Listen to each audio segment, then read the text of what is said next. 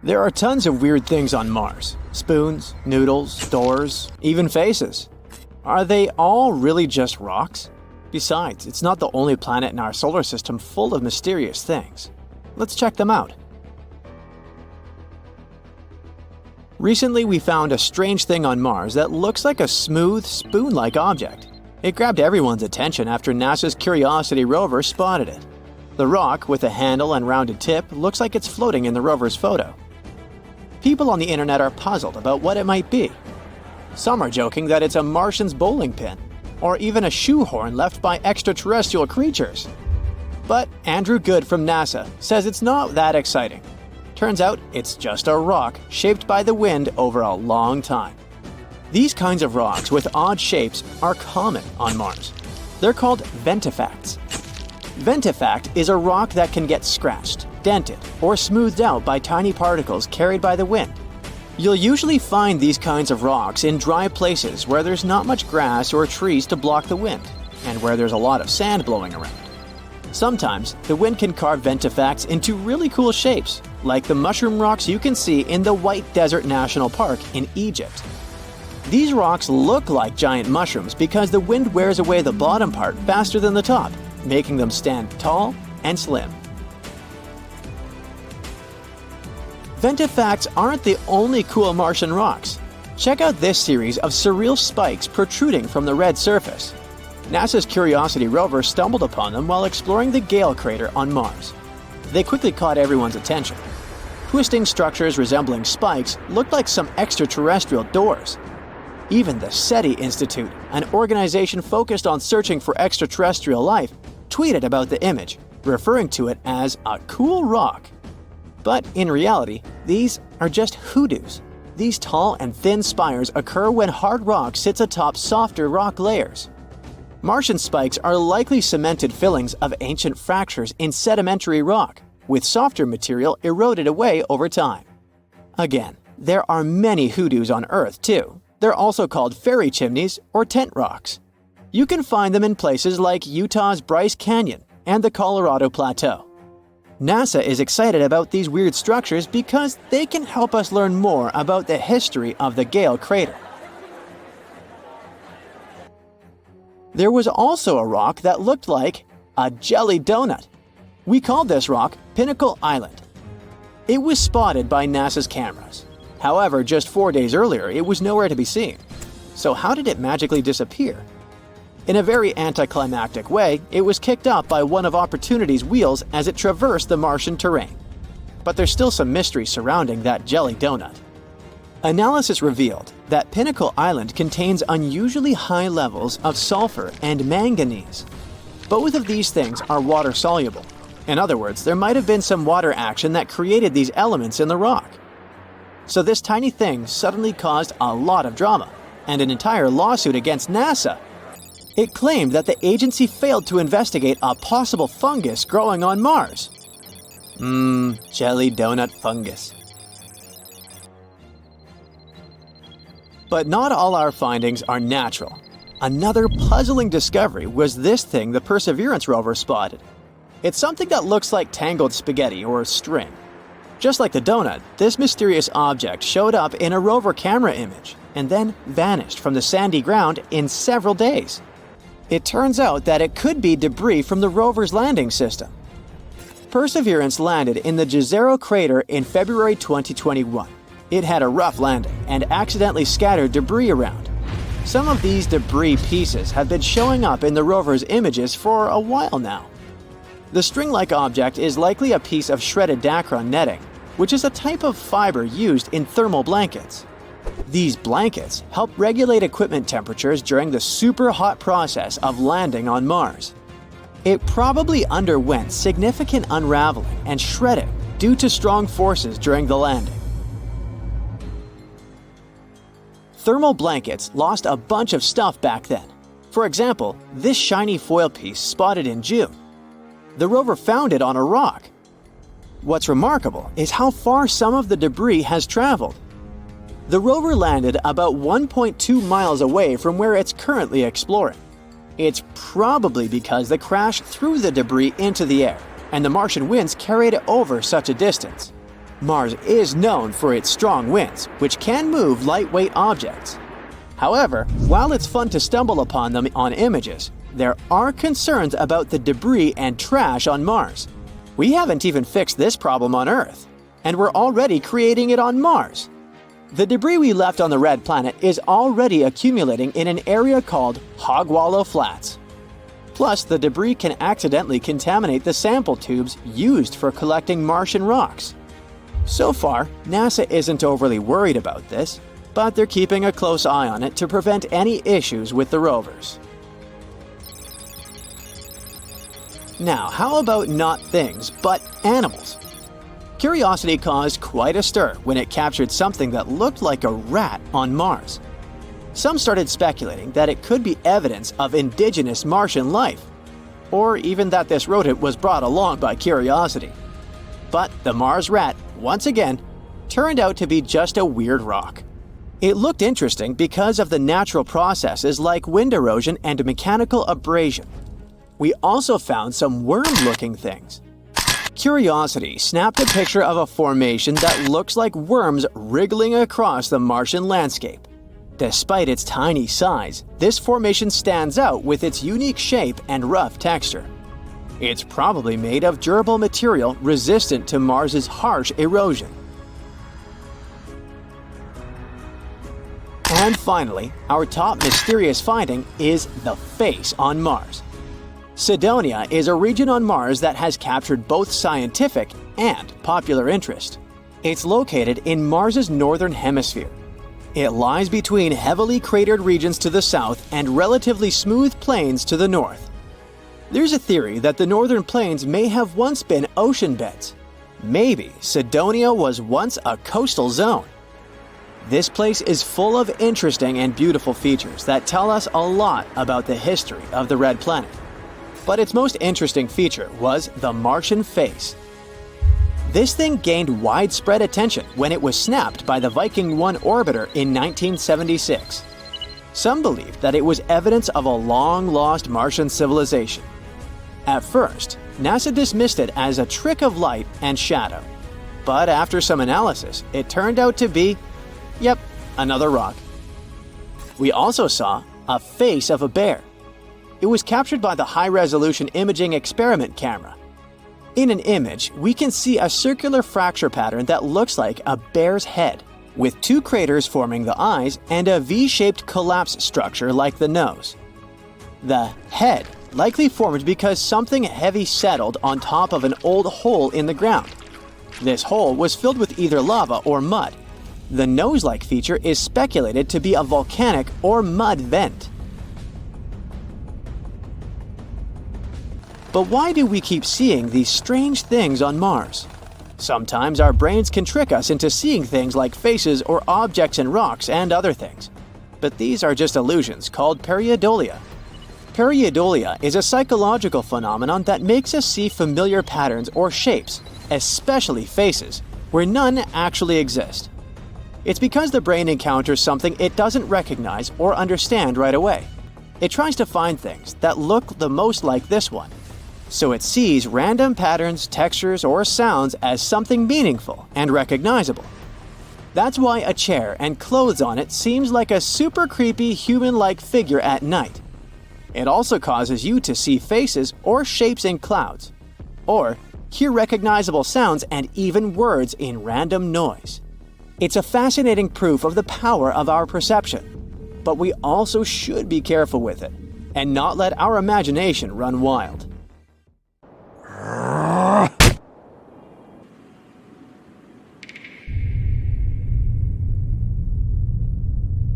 How many people do we need to create a new civilization? And not on Earth, but on Mars, and in limited conditions. And if we create this colony and send them off, what problems will they face? How can they survive that far away from home without any support? A recent scientific study sheds light on these questions, so let's take a look at it. Alright, so you want to colonize Mars, right? Well, it's not an easy task. Mars is the fourth most distant planet from the Sun and the seventh largest in the solar system. This lonely red guy is very similar to our Earth. Moreover, before it became a boundless desert, it could well have even looked like Earth now.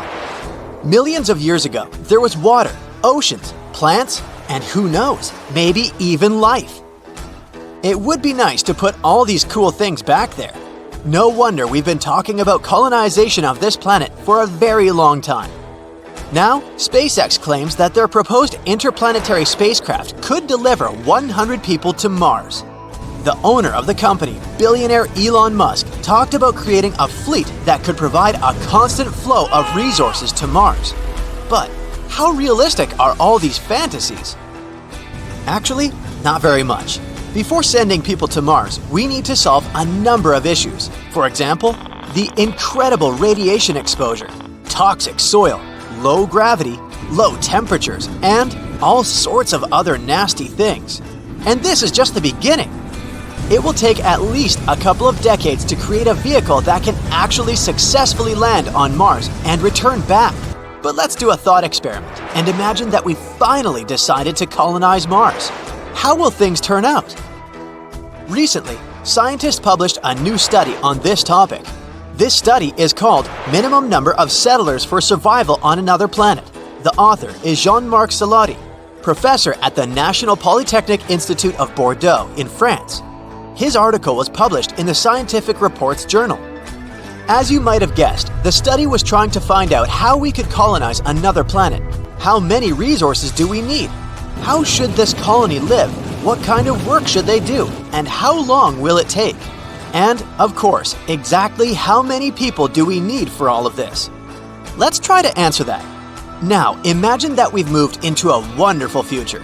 Well, not really. A terrible future, actually. In his study, Salati suggested that life on Earth was threatened by some catastrophic event, so the only way for humanity to survive is to go to Mars or some other planet. In this imaginary scenario, unfortunately, the supply delivery from Earth was interrupted, or even gone. Now, the colony has to support itself somehow.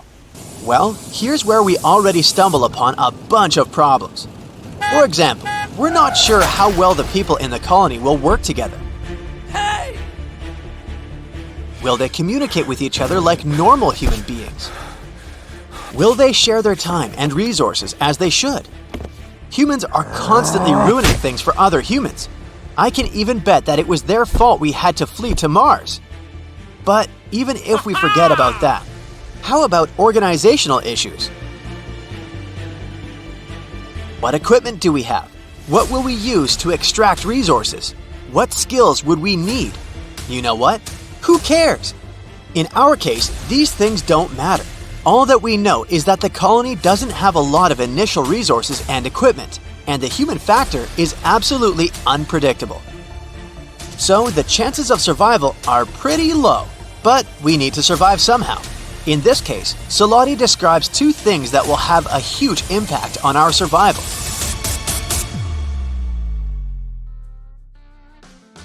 These things are essentially variables in a mathematical equation. The first one is the availability of local resources. Basically, it means water, oxygen, and all sorts of useful chemical elements. These resources should be somehow mined and easy to use. Fortunately, we're not starting from scratch. We already know a lot about Mars. What resources are there? How can they be used for life support, agriculture, and industrial production? The colony is lucky because all this has been studied at various seminars and published in reports and books over the past years. Thanks to this, we know what will be available to our colony. For example, we know that gases could be extracted from the atmosphere and minerals from the soil. On Mars, we could provide such things as iron, glass, and even organic compounds. The most important problem here is the service life of the equipment that our new Martians start with. They'll have to get as many materials as possible before the tools break. Keeping them in good condition will be almost the most important task. The second thing is the production capacity, or the speed of work. We have a specific list of things we need to do, make some tools for example, and all this must be produced in sufficient quantities before the literal deadlines. Salati says that the most important thing here will be the so-called sharing factor. Imagine one person trying to survive on Mars. They would have to do all the tasks on their own. They would need to find or build their own system for supplying drinking water, oxygen, and electricity generation. We've already seen how this played out in the movie The Martian. This task wasn't easy at all. There's always not enough time, and all of this is just too much for one person to handle. Unless you're Matt Damon, of course. So, surprisingly, we need a fairly large colony. This significantly distributes the burden. Each person spends less effort, gets tired less, and, as a result, the efficiency and speed of work grow. This is where the sharing factor comes into play. Now we need to calculate this number. If we want, for example, to build something, how many people do we need to do this quickly and efficiently? How can we optimize the work as much as possible? Well, it depends on the needs of these people, on available resources, random things like weather, and so on. But in general, this number can be estimated and calculated using some mathematical functions. Salati tells in more detail about these functions in his article. You can read it yourself if you're interested, but in general, he describes 5 areas that need to be taken into account when calculating this number. These areas are ecosystem management, energy production, industry, buildings, and the human factor. The human factor includes such things as the upbringing and education of children, sports, games, music, and so on. In the end, it all comes down to 2 things: how much time we have and how well the people in the colony will work with each other. So, what was the result of all these calculations? In the end, Salati found out that we would need at least 110 people to successfully survive on Mars. This is the minimal number needed to create a self-sufficient civilization. And it will be better if we don't take too many people with us. The more people we take on the spacecraft, the more difficult it will be to predict the results. After all, as we've already said, humans are always ruining things for other humans. So it's better to stick with about 110 people. Of course, this is a rough estimate, and there are a bunch of different assumptions and uncertainties, but even this number is already very useful. Now the scientists know how many people is a minimum for colonization of another planet. Colonizing other planets is a very complex issue, and it will take us a very long time to resolve it. It's very unlikely that we'll fly to Mars in the near future. This task may take several decades, or even a century. Therefore, the best solution would be to try our best to save Earth until we can begin to conquer other planets. It seems like NASA and China are each planning to send humans to Mars. Both space agencies have tentative plans to launch the first crewed missions by 2033, right when Mars and Earth are playing a game of tag. And that's not all. Other missions may happen in 2035, 2037, and beyond. The ultimate goal is to build a Mars habitat for future exploration and research. So, how are they going to do that? Well, let's find out. Now, traveling to Mars isn't as easy as hopping on a rocket.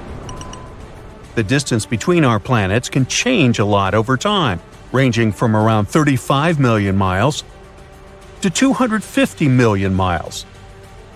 And even with our best technology, it takes 6 to 9 months just to get to the red planet. So, a round trip to Mars could mean spending 3 years away from Earth, dealing with extra radiation and floating around in microgravity. But NASA's Jet Propulsion Laboratory has some exciting news. Scientists have been working tirelessly to design a minimal architecture mission to Mars. They're thinking that 2033 is the perfect year to make it happen. So here's the deal. Every 15 years, the rocky planets, Venus, Mars, and Earth, align just right to create a cosmic sweet spot. The mission will make the most of this rare alignment and perform an epic gravity assist maneuver using Venus. It's like getting a boost from a planetary slingshot. We'll speed up our spacecraft and reduce the need for making our own propulsion. The report also talked about some really cool ideas, like using nuclear power for spacecraft engines and using Martian resources to make things. These technologies could make space travel faster protect astronauts from radiation, and make it easier to live in space. They might even let us make resources and fuel right on Mars. So this is how the plan goes down.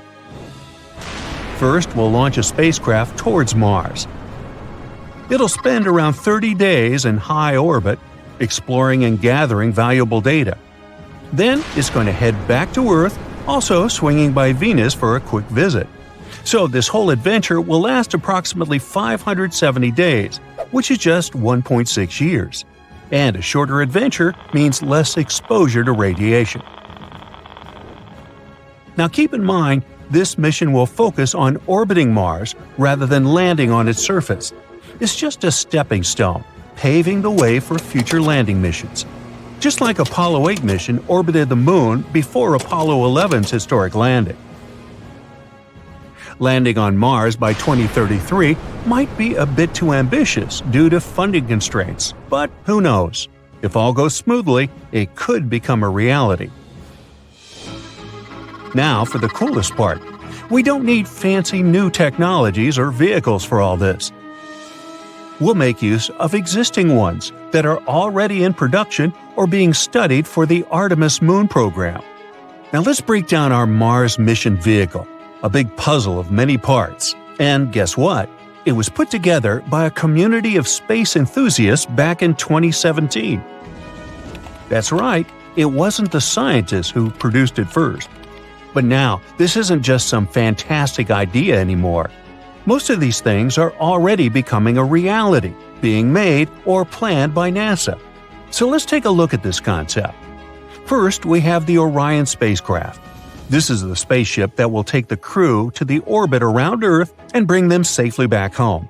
It's like a super fancy space taxi, and it might be the most powerful taxi to ever exist. It's combined with 3 powerful propulsion stages, and we're also using a special fuel that doesn't need to be ultra-cold like in the movies. Next, there's the Earth departure stage. This is an important part of the mission. It helps us make a powerful thrust that sends us on our way to Mars. Then, we have Mars transit habitat. This is where the crew will live and hang out during their journey to Mars. Like a cozy space house with all the things they need to be comfortable. And finally, the Mars orbit insertion stage.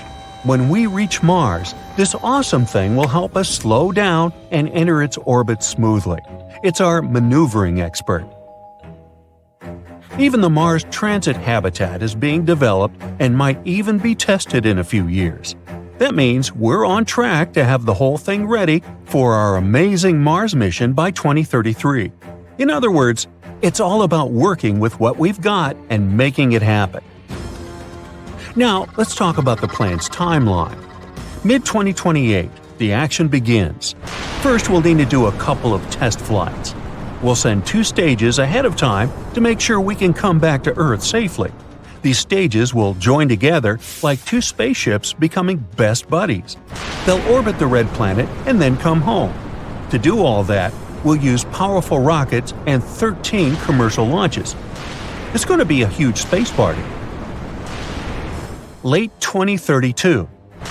After all that, we launch the fully assembled Mars mission vehicle to high Earth orbit. So far, this is an empty vehicle that awaits astronauts. If all is good, then it'll be ready for the final check. March 2033. Time for our brave crew and their Orion spacecraft to join the party. We launch them and they dock with the Mars mission vehicle in Earth's orbit. They'll make sure the whole lot is just right before we head to Mars. Flexibility is important, so we can adjust our plans if needed. April 2033. Everyone's ready for the adventure. We perform a powerful burn, like a big push that sends us on our way to Mars. The crew will travel for about 200 days. November 2033. Finally, the crew reaches the red planet. Once they're in Mars orbit, they'll spend about 30 days exploring and doing awesome space stuff. Mars will be our playground. When it's time to return home, they'll say goodbye to the stage that helped them get into Mars orbit. Then their vehicle will meet up with the 2 stages we sent ahead. Remember these space buddies? And after that, it will take us about 340 days for the crew to come back to Earth. This is where we'll use the gravity of Venus to slingshot around the Sun.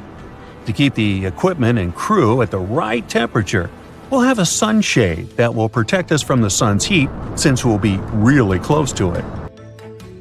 In the end, Orion will re-enter Earth's atmosphere and splash down in the water. What a heroic ending! And this would be just the beginning. Our awesome team has another plan for the bravest adventurers out there. It's called the Conjunction-class long-stay mission.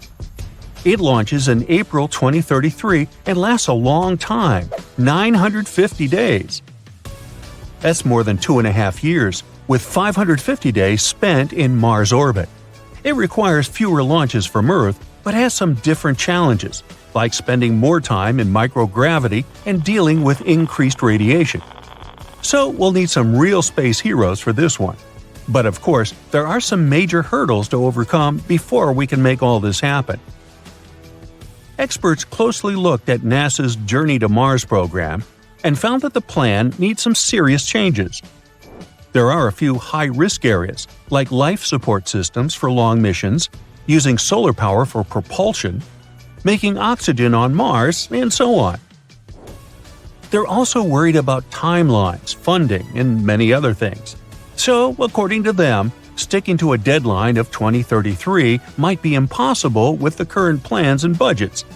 Even aiming for 2035 carries significant risks and possible delays. But hey, space exploration has never been easy, right? With realistic determination, anything is possible. Most likely, the idea of sending people to Mars will be realized before 2040. NASA is working on finishing the plan and details to make this possible. So, even though we still have some tough nuts to crack before we can make it a reality, the dream of sending humans to Mars is exciting. It's a thrilling adventure full of challenges, discoveries, and the spirit of human exploration. So, let's show the universe what we're made of. And that would be mostly carbon. Recently, scientists have made an astounding discovery that can change the entire course of Mars exploration. Apparently, there are oceans of liquid water on the red planet. So, the future looks bright. We could use this water to support future missions, and then even relocate to Mars since we wouldn't need to worry about where to get this precious liquid, right? Well, there's one big problem. These oceans of liquid water are in Mars, so deep inside that we aren't likely to get there. At least that's what a new analysis of seismic data collected by the Mars InSight lander claims. Huge reserves of liquid water seem to be the best explanation for some seismic quirks of the red planet. So all this precious water is out of our reach. But we need to find it to solve the puzzle of the aquatic history of our blushing, dusty neighbor.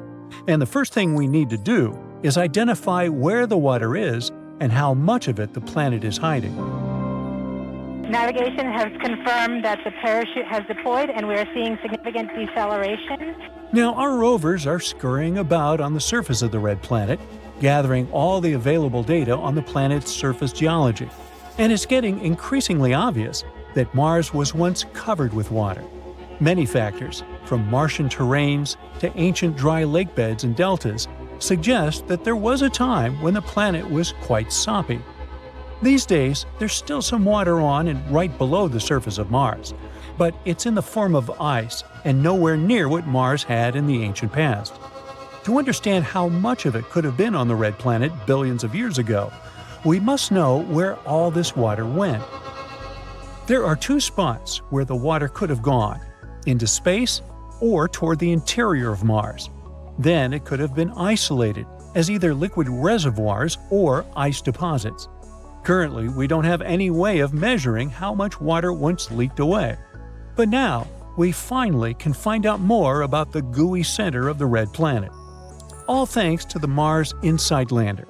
It isn't operating anymore, but from November 2018 to December 2022, It was listening to the hums and rumbles and monitoring the activity below its feet. The thing is, acoustic waves generated by seismic activity deep inside the planet can change according to the composition and density of the material these waves are moving through. And scientists can get a lot of information analyzing the behavior of seismic waves. In this case, they used a model similar to those used to map underground oil fields and aquifers on our home planet. Then, with the help of this model, they analyzed the data gathered by InSight on Mars. They discovered that the best explanation could be that there was a layer of fractured rocks whose cracks were filled with water deep under the surface of the red planet. That layer could be at a depth of 7 to 12 miles. That's why it would be extremely tricky for future missions to get to it. And still, the new discovery could help us understand the Martian water cycle. Confirming the existence of a large reservoir of liquid water can help us sneak a peek at what the climate on Mars used to be or what it could be like one day. And if once Mars had a lot of water, it could have been habitable in the ancient past and might become habitable in the future.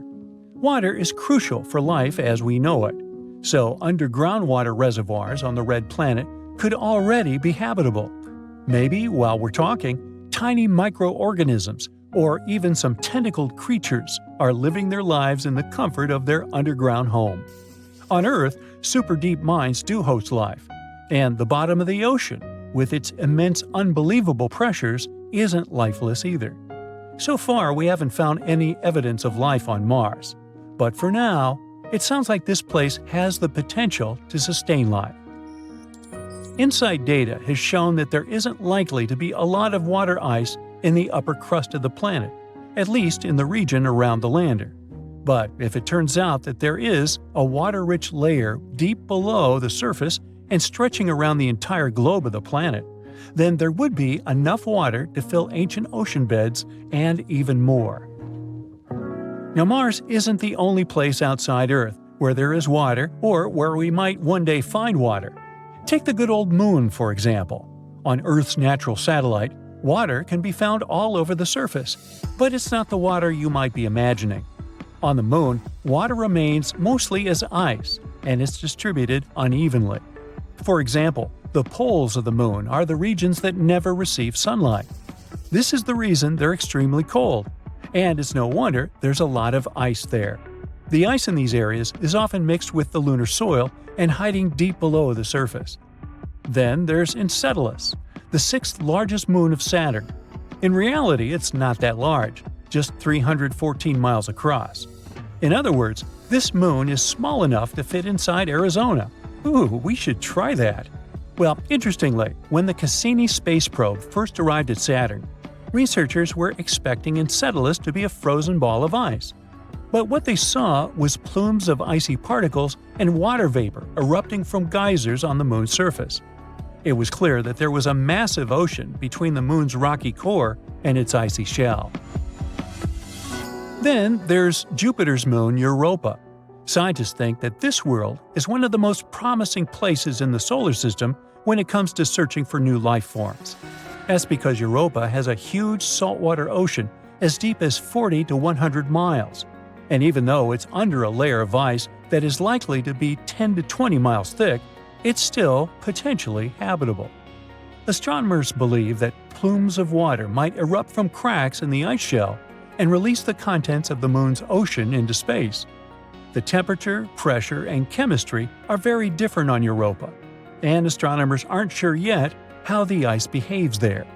That's the main reason they haven't figured out yet how deep or large the water reservoirs on Europa are and how long they need to refreeze. But out of all the places where we could find water in the universe, the most bizarre is probably open space. In 2011, two teams of astronomers discovered a cloud of water floating freely among stars. It was the largest and farthest reservoir of water ever detected. So this massive cloud of water vapor surrounds a black hole, but not just any black hole.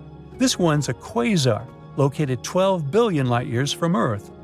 The conditions around this quasar must be really special to create such an enormous amount of water. This cloud contains 140 trillion times the volume of all the water on Earth. That's enough to give every person on the planet a whole planet's worth of water 20,000 times over. Sounds wild, doesn't it? But there's something even cooler. Astronomers think this water cloud formed just 1.6 billion years after the universe began. This discovery is yet another sign that water has been around all over the universe, even in its early days. But here's the kicker. Until they found this, scientists had never detected water vapor so far back in time. Sure, there's water in our Milky Way galaxy, but most of it's frozen solid in ice. This discovery really pushes the boundaries of what we know about water in the universe. Of all the creatures on our home planet, this could be the only animal that could survive harsh conditions on Mars. The tardigrade. These fellas have another name because of their unusual looks: water bears or moss piglets. They live literally everywhere across the globe, from coastal dunes to mountains, from the lush Amazon rainforests to the barren landscapes of Antarctica. Some live on land, but tardigrades are creatures that need water around their bodies to enable gas exchange and generally stay hydrated. That's why they prefer soil, moss, or leaves covered with a layer of water. And since they're aquatic creatures, they usually choose freshwater bodies like lakes, rivers, and ponds. You haven't come across these cool animals before because they're only 0.02 inches long. You can barely perceive them with the unaided eye. But since they're virtually immortal, we can assume they've developed some amazing survival tactics. If we loaded them in a tiny spaceship and sent them to Mars, they'd be a little shocked at first, especially because of the temperature. Sure, they can live through a wide range, even going below minus 458 degrees Fahrenheit and up to 302 degrees Fahrenheit. And Mars might seem like a very hot planet when you see it in pictures, but the temperatures there are actually low, way lower than on Earth. I mean, it's farther from the sun and has a thin atmosphere, so temperatures there can drop to minus 200 degrees Fahrenheit or go up to 70 degrees Fahrenheit. On Earth, the lowest temperature was recorded in Antarctica. It was minus 128.6 degrees Fahrenheit, while the highest occurred in California, 134 degrees Fahrenheit. Tardigrades are also pretty resilient when it comes to strong pressure. They can take one that's 6 times bigger than the pressure at the bottom of the ocean. Now, for every 33 feet you go down below the surface, the pressure doubles. So, at a depth of 2.4 miles, the pressure is 380 times greater than at the surface. And in the very deepest parts of the ocean, it can be 1,100 times greater. The pressure on the red planet is about 6 times stronger than in the ocean depths. So I guess it's a little bit too much. It would be hard for these little creatures to adjust to such conditions. They would have to evolve through the next few generations to become even more resilient so that they could enjoy their time on Mars more. The food could be one of their main problems though. Some tardigrades mostly eat plants like moss, algae, or some flowering ones, and they like them served with a portion of bacteria. Others are carnivores that eat smaller tardigrades or other microscopic organisms. Well, they'd find nothing like this on Mars. So I guess we'd have to fill their tiny spaceships with lots of stashes of food they would be able to pull inside their tubular mouths. Now we're getting to the really tricky part: water. The red planet is a dry and dusty desert today. But come on, look at all those riverbanks and dried up deltas. Water must have flowed on its surface a long time ago. It's hard to understand where it all went, but it's highly possible most of the ancient water ended up trapped within minerals on the planet's crust. Some older research suggested that most of this water had escaped into space when the sun's radiation had ruined the atmosphere of Mars. But a new study has shown that only a little bit of water escaped, while most of it is still there, hidden and waiting for us to discover it. Also, a few years ago, researchers found signs of hydrated minerals on the slopes of the red planet, where they saw mysterious darkish streaks that seemed to flow. It mostly happens during warm seasons, since they fade when it gets cooler. These downhill flows could be evidence of real liquid water on Mars. Scientists have discovered some minerals that confirm this idea too. These minerals can lower the freezing point of water like salt does on icy roads. That's why scientists think there might be a shallow underground flow of briny water that causes these streaks. Tardigrades probably have excellent instincts, considering they can survive even in the toughest conditions, so they'd probably find water on Mars way before us. But even if they didn't do it right away, they would still have their tactics to stay alive for a while. If this creature loses 99% of its water content, it can survive by pausing most of its vital functions. It can remain in such a state for a couple of years. Tardigrades can absorb extremely strong impacts that would easily crush other animals, including us. They can withstand radiation levels so high that they could destroy a human. And even if we do send tardigrades to Mars one day, that won't be their first trip to space. In 2019, a spacecraft went to the moon, carrying thousands of tardigrades, the first lunar library, human DNA samples, and a DVD-sized archive that contained 30 million pages of information. The idea was to create archives of all the knowledge the human race had collected. But seconds before the spacecraft had to land, the mission control lost contact with it, and it crashed into the surface of the moon. The team was wondering what was going to happen with the spacecraft's cargo. After lots of discussion and analysis, they assumed that the library had survived, and even crazier, perhaps tardigrades had too. They were in this dehydrated kind of dormant state, so they shriveled up into tiny balls. They lowered their metabolism and expelled most of the water from their bodies, waiting for a better environment where they could be their best selves once again. These creatures can stay like this for decades and survive extremely harsh conditions. And this wasn't the first organized tour to space for tardigrades. In 2007, a team of scientists sent a group of these tiny water bears to orbit our home planet on the outside of a rocket for 10 days. They did pretty well, considering that when the rocket got back to Earth, 68% of these creatures were alive. Scientists don't put all their hopes only on these water bears. They keep testing if there are some other life forms that could survive on the red planet. They did an experiment called Biomex on the International Space Station. They took tiny organisms such as algae, bacteria, and other similar creatures and kept exposing them to really tough conditions in space for 18 months. This means things like huge changes in temperature, extreme radiation, and vacuum.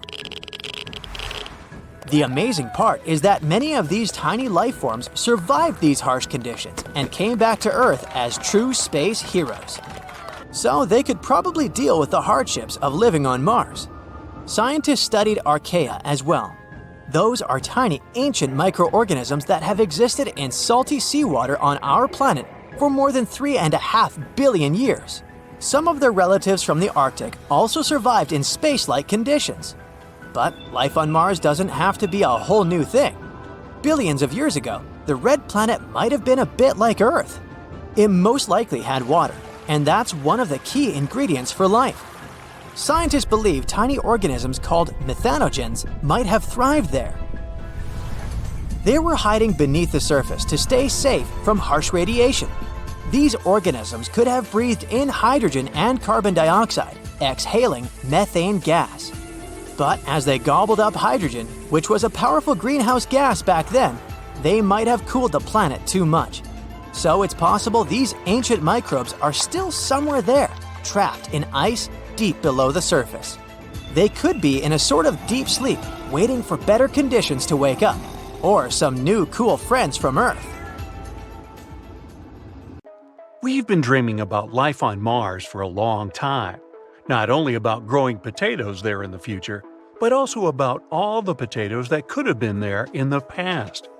Has there ever been life on Mars? Recently, scientists have found something that could be evidence of that. Let's find out what happened.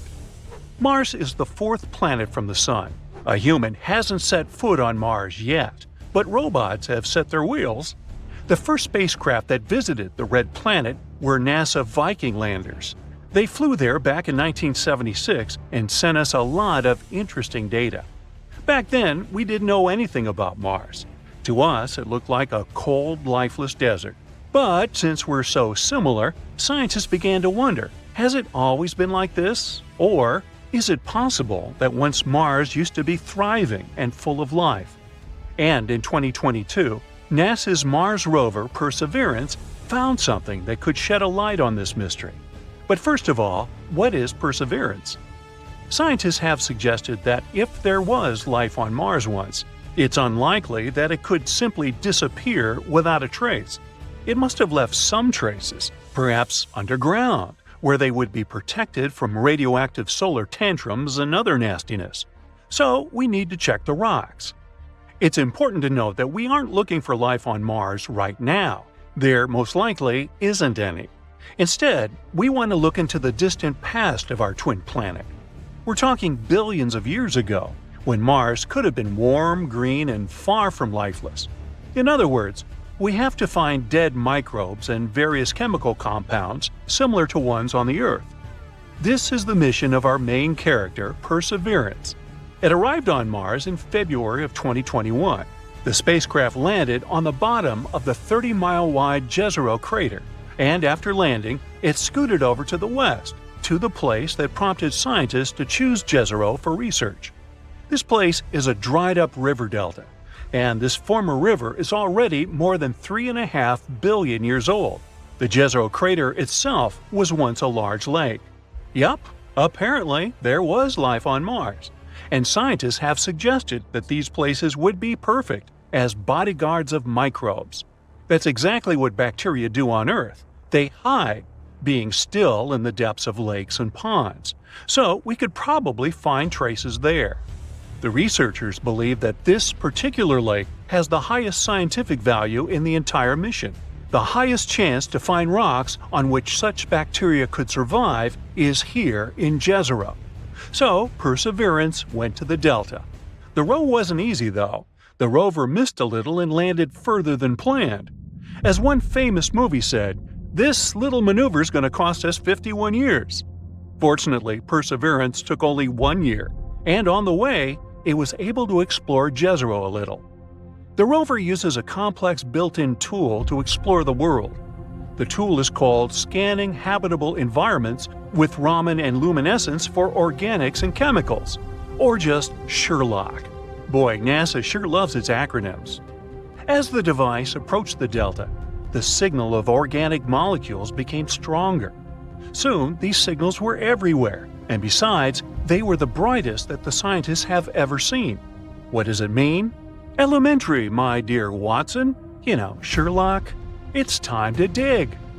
Since July 2021, Perseverance has drilled and collected 4 thin cores of sedimentary rock. The total number of collected rocks at the moment is 12. This is the first time in history that we're collecting something like this on another planet. These 4 cores were found on 2 rocks called Skinner Ridge and Wildcat Ridge. The first pair of cores, the ones from the Skinner Ridge, don't seem very interesting at first glance. They're quite close to what we can find in many places on Earth.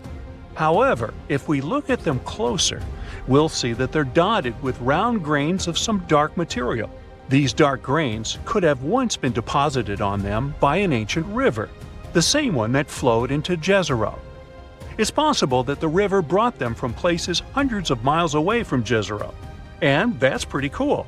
If we study these cores, we'll be able to learn even more about the far corners of Mars.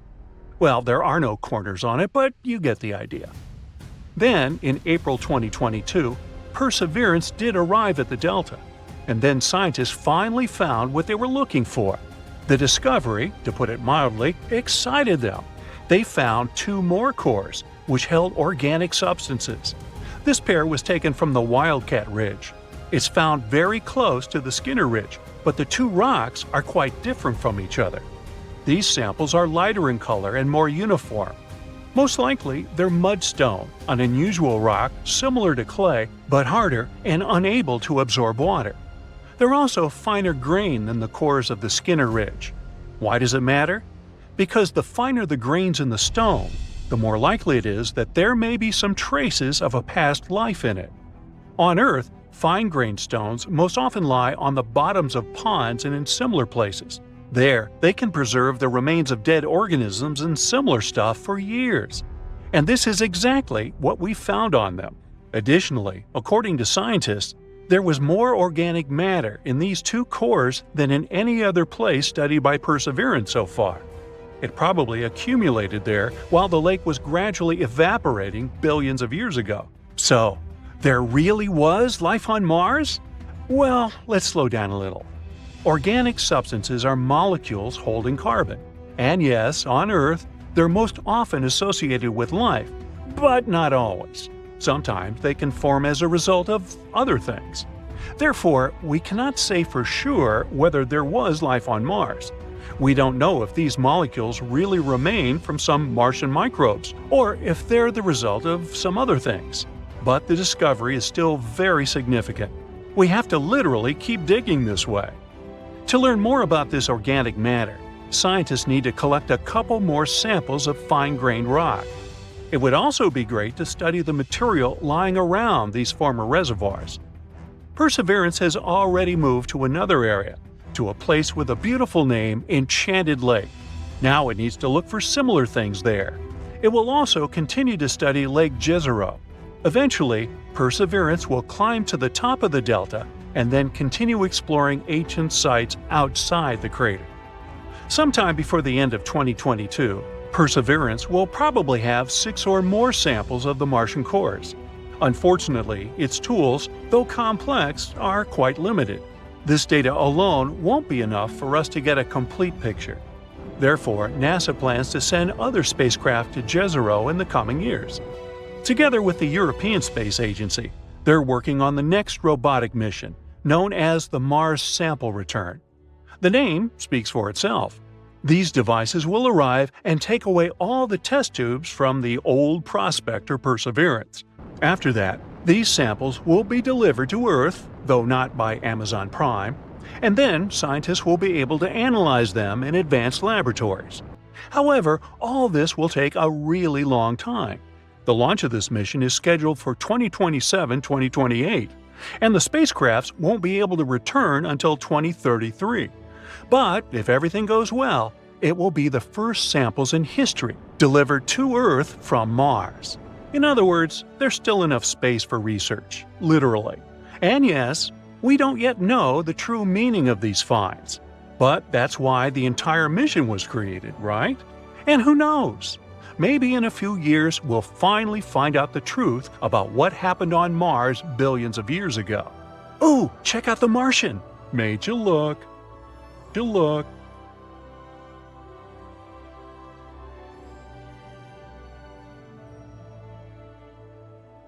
It seems to feel at home on any planet, we need the 4 crucial elements: air, water, earth, and fire. I'm gonna tell you what you need to squeeze to get a glass of water on Mars, how to grow your salad there, charge your phone without getting an astronomical electricity bill, and even generate some fresh air.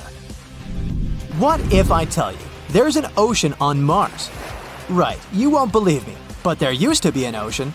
Scientists believe that nearly 1/3 of the planet was covered with an ocean called Oceanus Borealis. Once upon a time, about 3.8 to 4.1 billion years ago, the climate on Mars was warmer and the atmosphere was denser. But over time, the climatic conditions changed dramatically, and this once endless ocean simply evaporated into the atmosphere. According to estimates, only about 1% of all water evaporated, while 99% is still locked on the red planet. So, there are 2 sources of water now: the ice polar caps and the rocks. Ice polar caps are pretty simple to understand, as we have the very same thing on Earth, but rocks containing water. I mean, my juicer won't handle stones inside it, but let's delve into these stones just a little bit. For starters, there are at least 4 types of hydrous minerals on Mars. There are hydrous clays made of silicon oxygen, and the cool thing about them is that they can even contain magnesium and iron, which will come in handy once we start dwelling on Mars. Next is hydrous sulfates, which are sulfur-based. Don't ew, I know you thought of the rotten egg smell, but it's typical of hydrogen sulfide and not just sulfur. These minerals have water incorporated right into their chemical formulas. Next comes hydrous silica, which also has water locked in its formula. Carbonate salts found on Mars may not contain actual H2O, but they can only form if there's water nearby, so they just prove there used to be an ocean. But if the scientists don't come up with an idea on how to extract water from those rocks, there's a backup plan.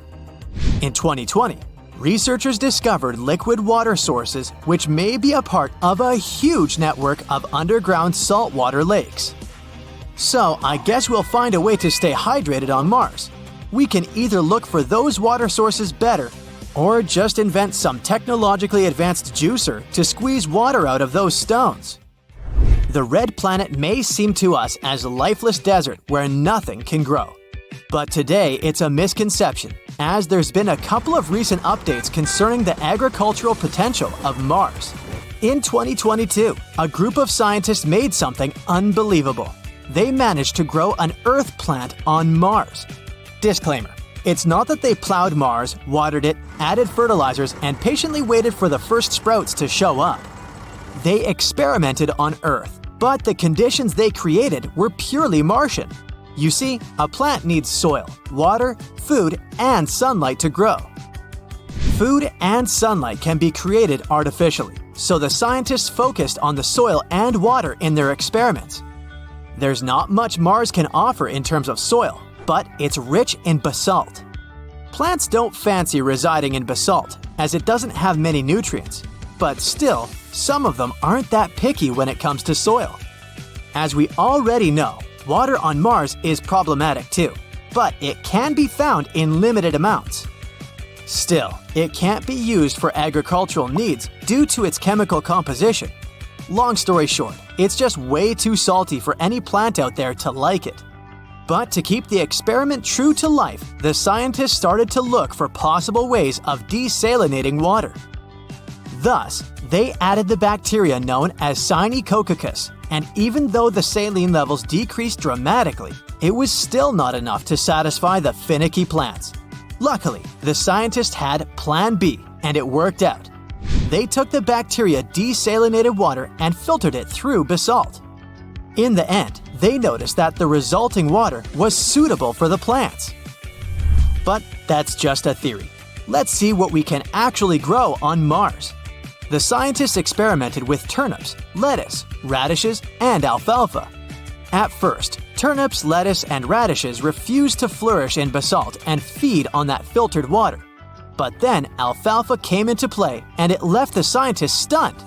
The plant did really well in Martian conditions. This might seem to be the logical end of the experiment, and after all, alfalfa is pretty cool. It's rich in vitamin K, it has vitamin C, some vitamins B, zinc, and phosphorus. And you can Google a bunch of nice salads with alfalfa sprouts. But it has yet another property that may be a total game changer. Because of its deep roots, alfalfa can help fix soil nitrogen fertility. So once the scientists harvested the first Martian alfalfa, they immediately planted turnips, lettuce, and radishes back. This time, the crops did way better, and the scientists even noticed something they didn't expect. Turnip yields increased by 311%. I guess alfalfa has all the chances to become the star of Mars terraforming. Whoops, here comes the bad news. Even though you can theoretically stay hydrated on Mars and enjoy a fresh salad, at the moment, there's almost no way you can enjoy some fresh air on the red planet. Hey, you've noticed I said almost? Even though Mars's atmosphere is 96% carbon dioxide, we already know how to make small amounts of oxygen there. Meet the Mars Oxygen In Situ Resource Utilization Experiment, but you can call it MOXIE. It's a little helper that works together with Mars rovers. This little guy can isolate oxygen on Mars, and it already managed to produce 5 grams of it. It may sound like nothing, but 5 grams of oxygen equals 10 minutes of breathing. For now, MOXIE is for scientific use only, but it can actually help facilitate missions on Mars. Thing is, it's easier to produce oxygen directly on the spot than transport it from Earth to Mars. At the moment, MOXIE is not powerful enough. But once the scientists invent its descender, the air situation on Mars will change. For the fire to burn, we need one essential thing, which is oxygen. And we don't want to waste the results of Moxie's hard work, especially if there can be alternatives. Historically, people would use fire to cook, get warm, and probably scare away some uninvited guests like saber-toothed tigers. Today, we can use electricity to cook and get warm, and no saber-toothed tiger has ever been spotted roaming the red planet. So let's see how people can generate electricity on Mars. There are quite a few options. Solar, geothermal, and wind energy can be used on Mars almost the same way we use them on Earth. Solar energy is promising, but it still won't be as effective as on Earth. Sunlight on Mars is only 43% as strong as it is in Earth's orbit, so producing electricity this way will take more effort. Don't forget about dust storms that aren't rare on Mars. During them, the sunlight gets sorta blocked. So should we ever rely on solar energy on Mars, we must be ready for occasional electrical outages. The next problem is seasonal variations. So we could benefit from solar power for only some months of the Martian year. And, of course, no solar energy at night. Anyways, this option might work out, but it should be combined with some alternative. For instance, wind power. Wind turbines won't have any problems working during the dust storm. And they also work at night. Seems like these two sources are a perfect combo. But geothermal energy could be a cool backup plan, though. It can even work on Mars better than on Earth for a few reasons.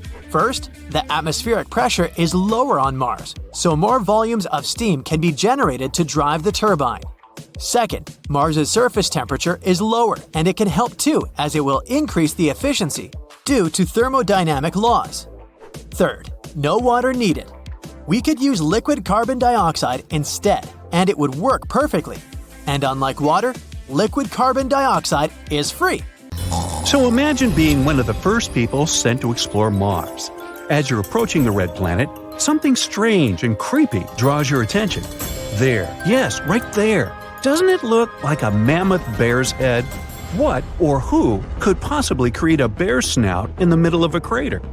Unfortunately, or should I say luckily, there's nothing mysterious about the bear's head.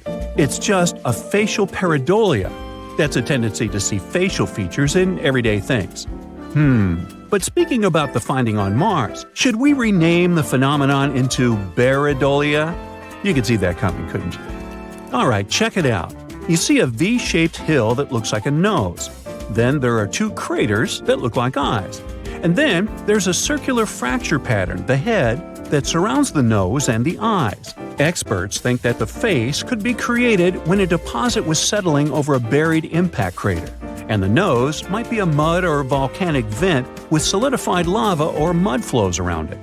Anyway, the crater does look like a bear's face, I'll give you that. But thanks to HiRISE, the Mars Reconnaissance Orbiter's high-resolution imaging science experiment camera, another of NASA's amazing acronyms, we've seen many other crazy craters on the red planet, like smiley faces, a bird, or an elephant.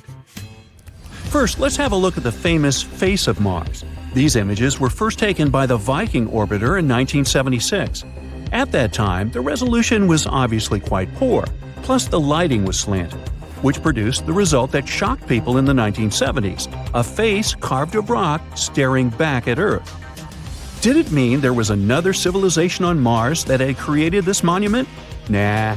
Look at the photo of the same spot taken by the current Mars Reconnaissance Orbiter. The resolution is much, much better, and the face has miraculously turned into an ordinary hill. Or look at this teeny Bigfoot, whose image was captured in 2008. I say teeny because this creature is just a few inches tall, and when the photo was taken, Bigfoot was only several yards away from the camera. And here, one curious soul zoomed in on a small rock and spotted something that resembled a gorilla. That's how some people started to believe there were apes on Mars. Yeah, really. Let me show you some more examples of imaginary creatures and faces on the red planet. Most of them come from a series of images taken by the Themis camera. Currently, it's on board the Mars Odyssey spacecraft, which only needs 2 hours to orbit the red planet, carrying some important scientific instruments. Let me introduce my happy Martian to you. This 2-mile-wide crater was photographed in 2008. The next crater chain looks like a wasp with its wispy wings of impact debris. The whole feature was probably created by a meteorite that fell at a very low angle and broke into pieces right before the impact. Now, do you see a woolly mammoth or an elephant here? Lava flows in one region on Mars left this image on its reddish soil. The region itself, called Elysium Planitia, is famous for the planet's youngest lava flows. For example, the one that looks like a mammoth most likely formed in the past 100 million years. Just yesterday. Now let's talk about love, or rather its symbol, the heart. Do you like these two hearts on the surface of the red planet? This one is actually a mesa top outlined by frost, and this heart shape is an impact crater. The hit tore away dark surface material and exposed lighter soil underneath. Then some of the material probably flew downslope, creating the heart. And this dust-covered hummingbird, can you see its long beak and head? Scientists aren't sure how this shape was formed, but they think erosion and wind played a part in its creation. These dark sand dune deposits look like a howling wolf. And here, can you see a series of interlocking gears?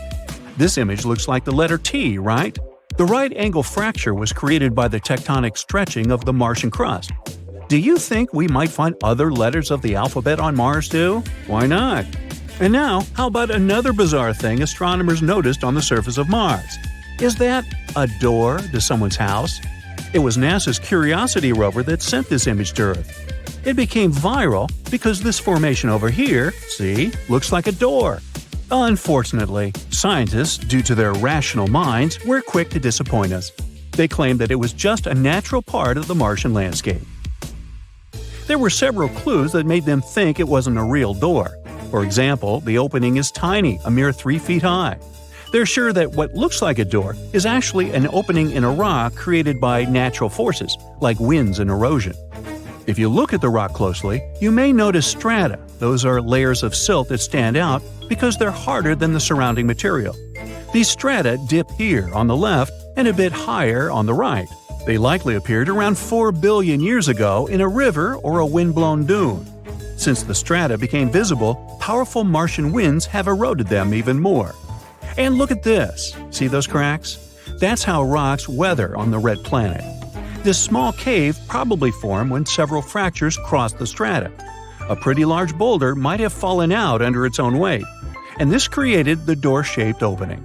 This theory is quite plausible, because even though the gravity on Mars isn't as strong as on Earth, it's still strong enough to do it. Besides, see that rock to the right of the opening?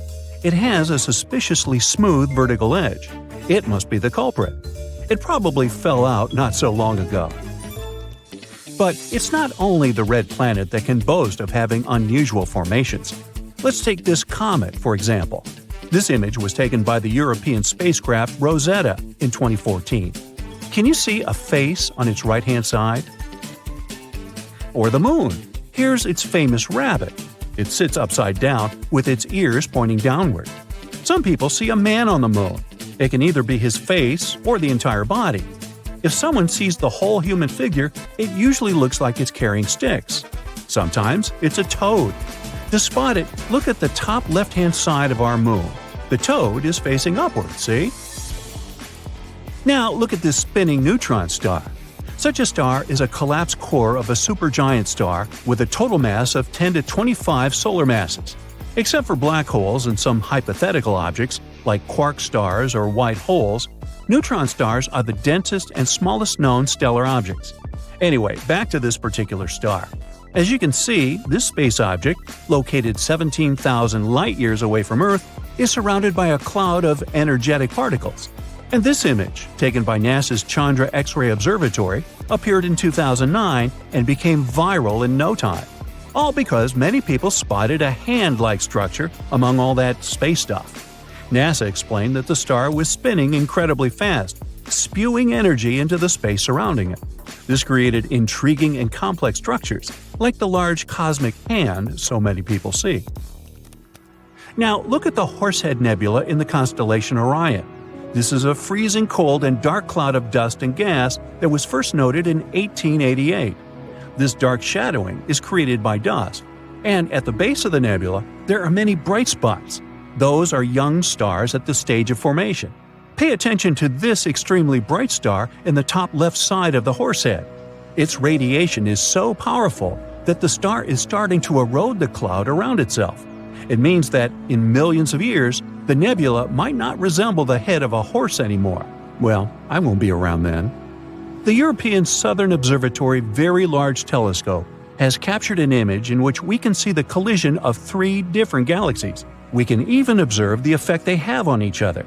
But the coolest thing is that, while colliding, they created a recognizable shape. Because doesn't it look like a giant space hummingbird? NASA made this cool rover called Curiosity and sent it to Mars to see what else we can find out about the red planet, the one that will possibly become our next home. Curiosity has been exploring the surface of Mars, taking measurements and gathering data about the planet for more than 10 years. And good old Curiosity stumbled upon some interesting wave-rippled rocks in the region of the Martian surface that was kind of expected to be drier. Scientists believe this area was actually a lake bed. It might be the bottom of a dried-up lake and all that sediment and other things that have accumulated there. All this can give us some important clues about the history of the lake. For instance, the types of organisms that might have lived there, how deep the lake was, how long it was there, and similar stuff.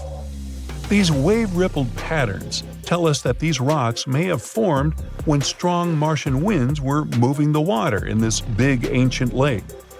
You know that specific sound you can hear when you're holding a seashell to your ear? You actually hear it because of the way the air gets trapped inside the shell and moves against its walls. The air cannot escape, so it vibrates at frequencies that depend on the size of the shell. In other words, you have a feeling you hear the sound of waves hitting a shore. That's Mars in my imagination now, a spot where you can still hear the long-lost sound of waves crashing against the shores of mysterious gigantic lakes. During its mission, Curiosity also came across a metallic object which turned out to be a meteorite. This unusual rock that came from space is made of nickel and iron. Its name is Cacao, and it's about the size of a small car, 6.5 feet long, and weighs over a ton. This is an important discovery because we don't often find metallic objects on the Martian surface. Most of the rocks there are made of basalt or some other volcanic materials, so that chunk of metal could tell us more about the history of Mars and how it formed. Plus, it definitely stands out. The surface of Mars is red from oxides, while Cacao is metallic-looking and dark gray. It's rounded and smooth, too, which means it once passed through Mars's atmosphere. There have been other robots exploring Mars, too. For instance, NASA's Mars Reconnaissance Orbiter, MRO, stumbled upon circular sand dunes. Sand dunes are usually very common on the red planet. They come in many different shapes and sizes, but circular ones like these are really rare. They consist of dark sand with light-colored material surrounding them. And the cool thing is that these dunes are arranged in a specific pattern, similar to the spokes of a wheel. It could be because of the way the winds blow. But back to our buddy, Curiosity. It's been exploring many other interesting things, like oxygen levels in the Martian atmosphere. The levels change depending on the season. There's more oxygen in the spring and summer. It's still not clear why, though, and of course, even that is not enough for us to really breathe there.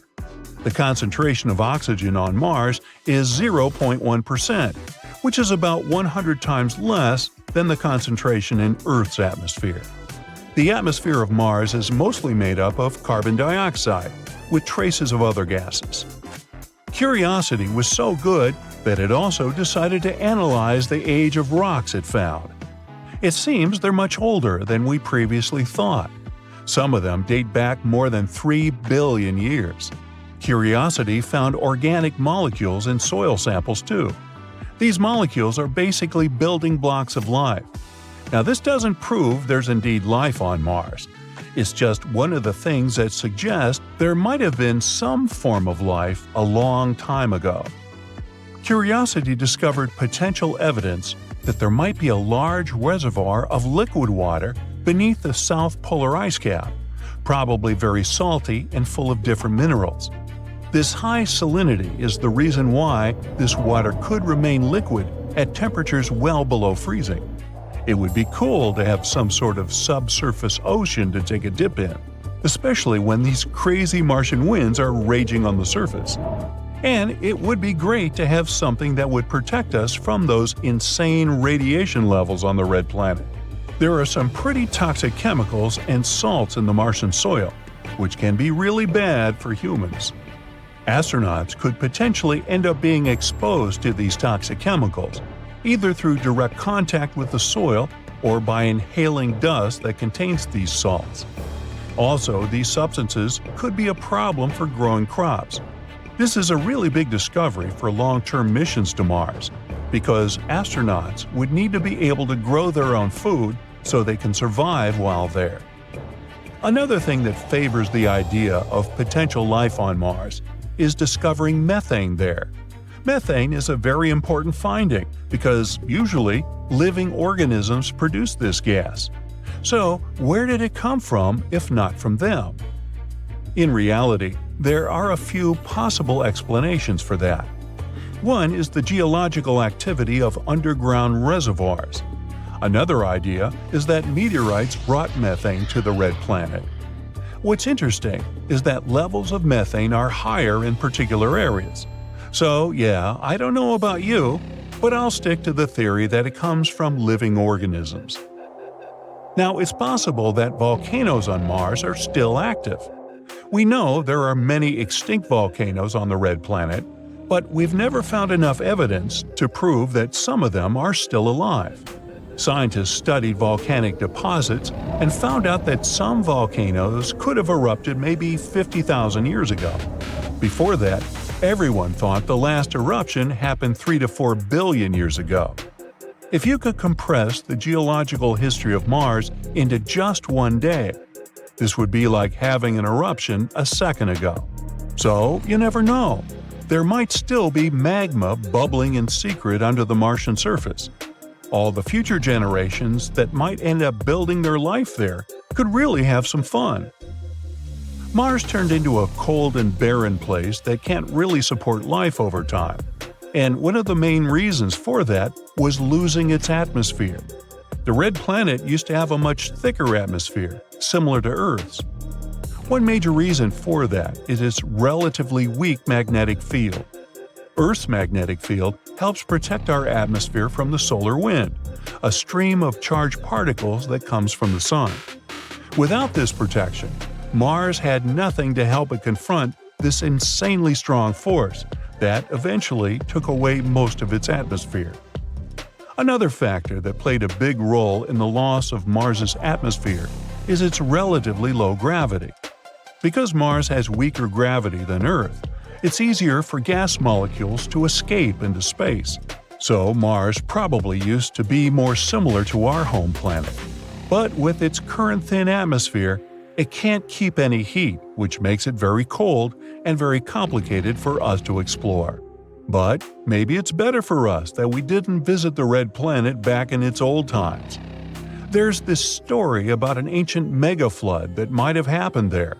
So yes, the red planet probably used to be a wetter and more hospitable place than it is today, with beautiful flowing rivers and amazing lakes, ponds, and other bodies of water. And some research showed evidence of large channels carved into the planet's surface. These channels are way bigger than any we previously found on the planet. They suggest this megaflood happened billions of years ago. Perhaps it happened as a result of different factors, like volcanic activity, melting ice, and the release of carbon dioxide from the planet's crust. The flood may have created some temporary pools of water, too. Hopefully, it will mean more interesting clues for finding traces of microbial life. How about that? Hold on to your space helmets because NASA's Curiosity rover has just stumbled upon the wildest rock formation ever. And on April Fool's Day, isn't that just the weirdest coincidence? The device captured some images with some rocks that look like dragon bones.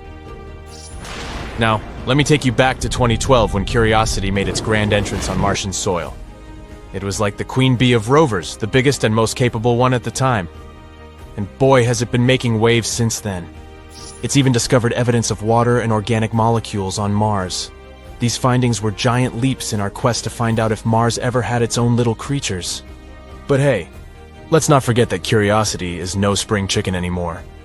It's been trotting around Mars for a solid 11 years, and its heyday may have come and gone with the launch of the shiny new Perseverance rover.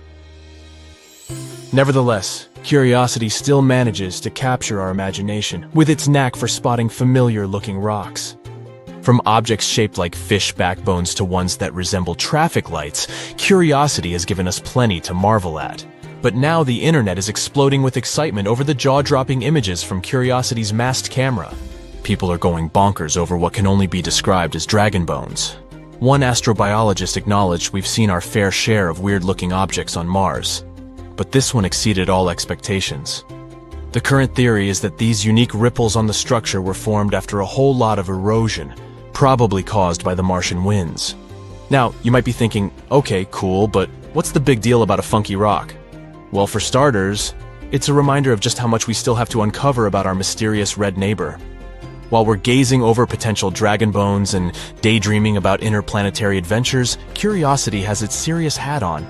Its main mission is to gather as much data as possible and figure out if Mars was ever a cozy home for teeny-tiny microbial life forms. It isn't the first time our trusty Curiosity rover has stumbled upon something truly out of this world. Our robotic explorer buddy has also given us a peek at a teeny-tiny rock on the red planet. It bears an uncanny resemblance to a fossilized book. Can you imagine stumbling upon a Martian library? On the 3,800th Martian day of its mission, our adventurous rover captured an intriguing snapshot of this unusual discovery. Using its nifty Mars-hand lens imager attached to its robotic arm, Curiosity snapped a pic of this rock that looks like it's been plucked straight from a librarian's wildest dreams. Before you get too carried away with fantasies of outer space reading materials, let's clarify the dimensions of this rock. While it may resemble a book, it's pint-sized in comparison. In fact, it's only a mere 1 inch across. So don't go expecting the next Martian bestseller to hit the shelves anytime soon. It's more of a pocket-sized edition, perfect for a quick read during interplanetary commutes.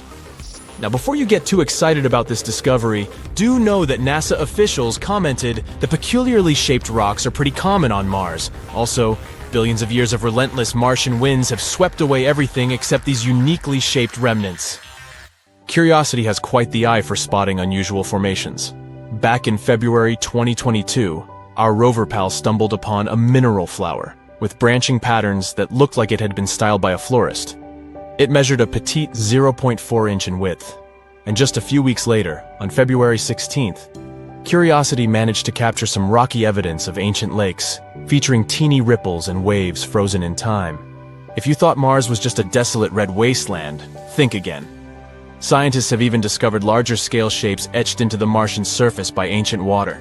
For instance, there's a rock formation that bears an uncanny resemblance to the adorable face of a teddy bear. Who knew Mars had a cuddly side? And to top it off, there's another rock that looks like the spitting image of the frizzy-haired cartoon character. But Curiosity isn't just about oddities and peculiarities. Remember that time on February 2nd when the rover unveiled the first clear images of sun rays on Mars? Picture this. As the sun dips below the Martian horizon during sunrises or sunsets, its rays create a mesmerizing sight as they pierce through gaps in the clouds. It's like Mother Nature's own laser light show. There are even images online with a so-called doorway on Mars. And no, it's not a secret passage for little green Martians to hop in and out of, if that's what you're thinking. The internet went bonkers when Curiosity captured a snapshot that seemed to reveal an object resembling a door. Cue the weird theories and intergalactic excitement, nothing to worry about, as experts have chimed in with a down-to-earth explanation. According to specialists who know a thing or two about Mars geology, this particular structure is most likely the result of natural erosion. Boring answer, I know, but erosion is yet again to blame here. However, some scientists have also chimed in with a dash of humor on the matter. They pointed out that the door stands at a modest height of less than 3 feet. So even if we were to believe it's a doorway for Martians, we'd have to imagine a particular type of tiny extraterrestrial beings, like Martian hobbits. But let's get back to reality, shall we? The consensus among experts is that this door is nothing more than a shallow opening in the rock, cleverly crafted by the forces of nature. Those visible layers were likely deposited around 4 billion years ago under sedimentary conditions, potentially in a river or a wind-blown dune. The winds on Mars have been hard at work, eroding these layers over time, leaving behind the intriguing features we see today. And if you look closely, you'll notice a few natural vertical fractures scattered throughout the image. These fractures are a result of rocks weathering on Mars, and the small cave-like structure we've affectionately nicknamed the door seems to have formed at the intersection of these fractures and the aforementioned layers. It's almost as if a gigantic Martian boulder decided to take a tumble, creating this whimsical cave entrance. There's also a famous Mars crater that's not just your ordinary, run-of-the-mill hole in the ground. It's chock full of shiny opal gemstones.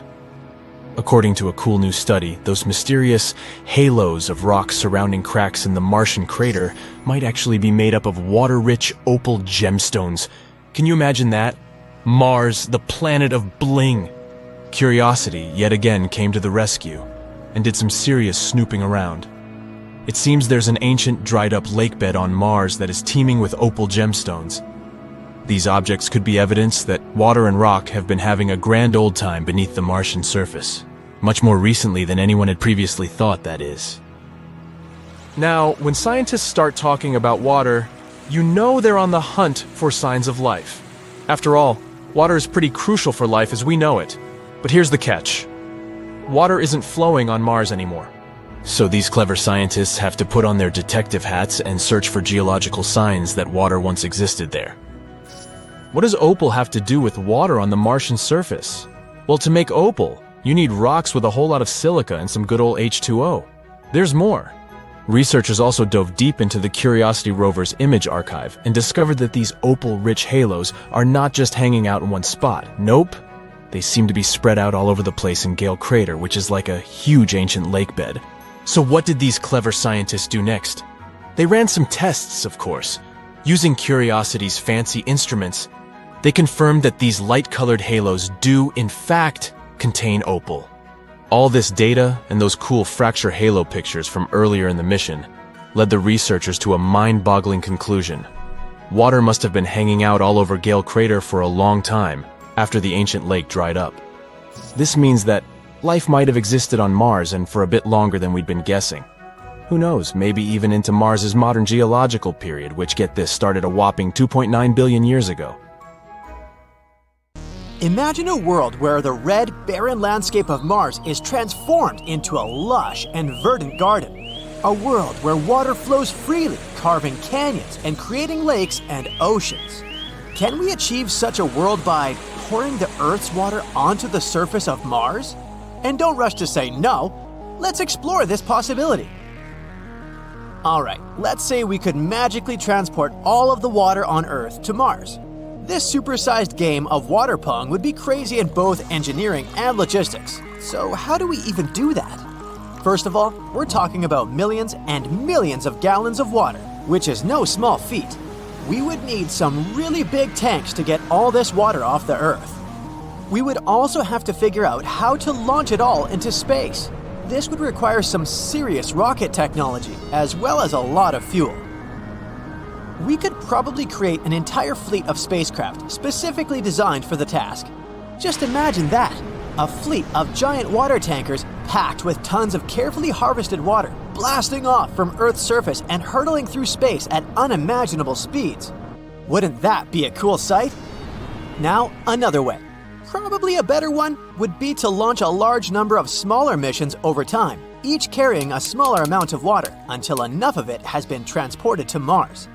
So, let's say we manage to do all that. What happens next? After we get to Mars, we'd need to distribute this water all across the planet. We could use a network of underground pipes or some special drones to transport the water to different locations. This is just some basic things, and as you can see, we already need a lot of planning and resources. Moreover, a crazy operation like this would require a massive coordinated effort from scientists, engineers, and space agencies all over the world. And let's not forget about the costs. No wonder that scientists don't really consider it a viable plan. But the scale of this operation isn't the only problem.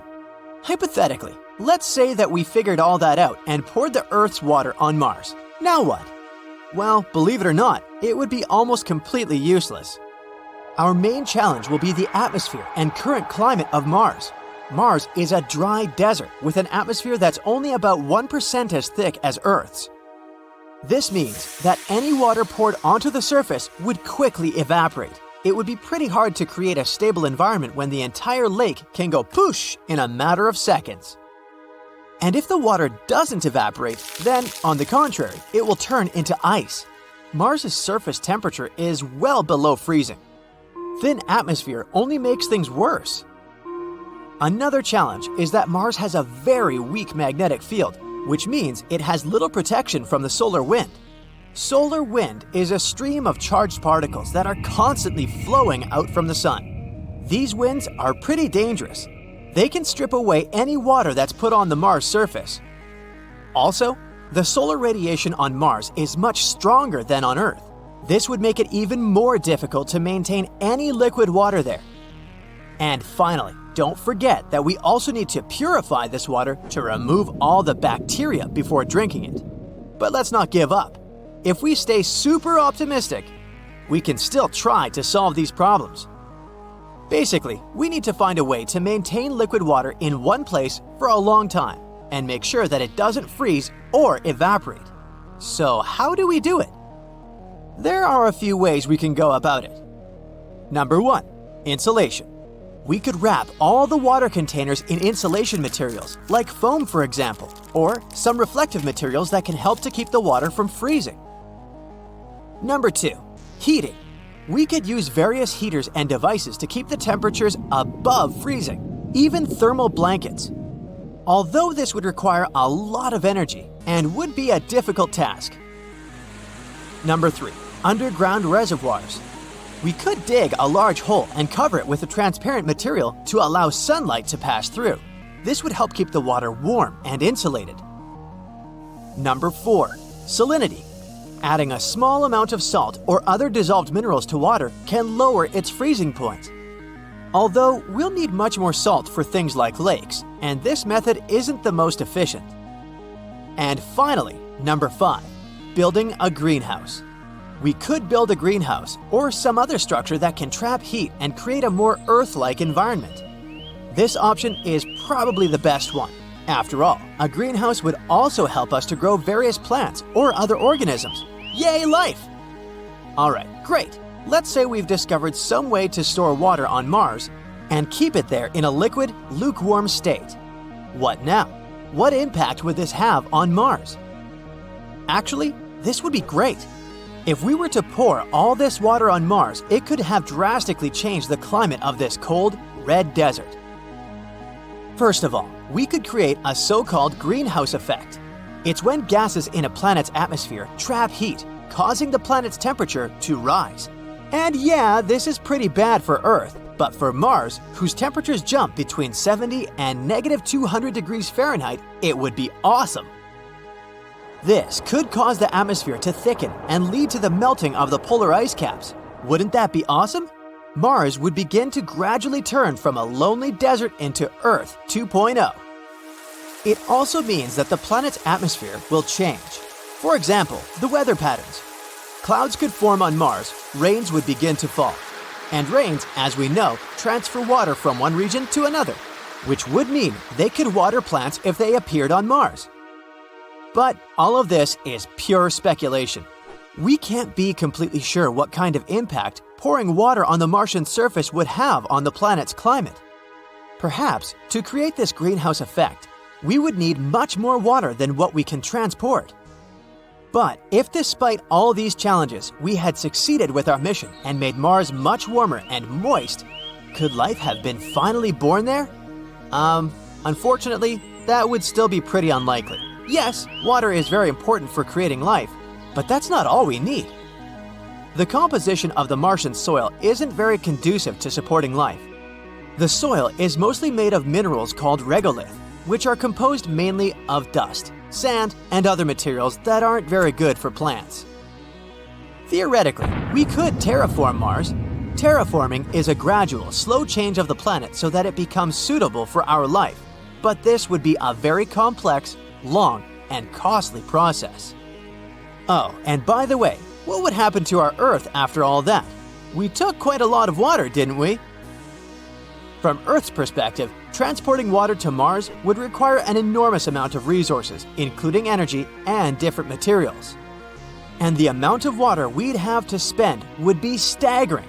The loss of such a large amount of water from Earth's own reserves could have a significant impact on our planet, especially in areas where water is already scarce.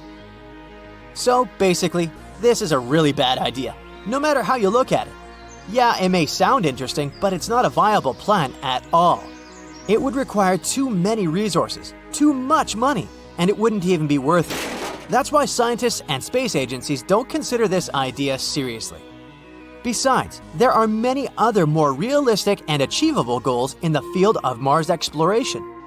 For example, we can keep studying the planet's geology, atmosphere, and potential for past or present life. These studies would help us to find some resources that could support future human exploration.